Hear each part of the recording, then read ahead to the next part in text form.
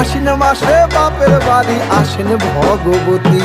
আশ্বিন মাসে বাপের বাড়ি আসেন ভগবতী। বলো গৌরী এলো দেখে চলো, গৌরী এলো দেখে চলো, গৌরী এলো দেখে চলো, গৌরী এলো দেখে চলো। ভবের ভবানী আমার ভবন করিল আলো। গৌরী এলো দেখে চলো, গৌরী এলো দেখে চলো।